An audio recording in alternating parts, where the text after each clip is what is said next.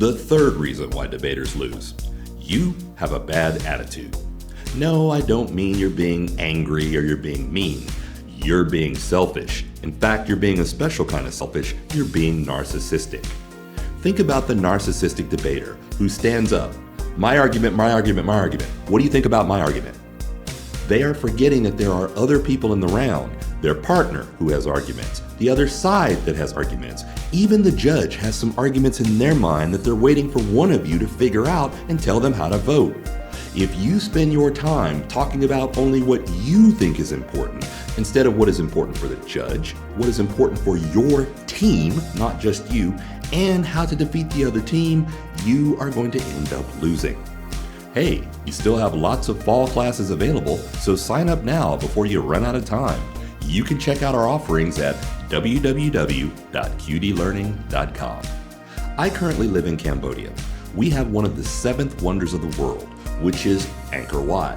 And it never fails to surprise me how when I go to Angkor Wat, I see people standing in front of one of the most fantastic wonders of the world, and they're not paying attention, they're busy taking a selfie. Do you debate this way? Are you the kind of debater that is so anxious to get your arguments through, or so anxious to make your point that you forget about every other point in the round and end up losing your team the round? That, my friend, is a bad attitude. Let me tell you why it's important not to focus on yourself, but to focus on everybody else in the round. And I'm going to let you in on a secret here. Don't share this secret. 75% of the time, your opponent will end up turning themselves. What do I mean by turning? 75% of the time, the person on the other team is going to contradict themselves, their partner. They're going to put out an argument that contradicts another argument. They're going to contradict their criteria. Chances are somewhere along the line, they're going to contradict themselves, giving you room to bring in new arguments and possibly even win the entire round.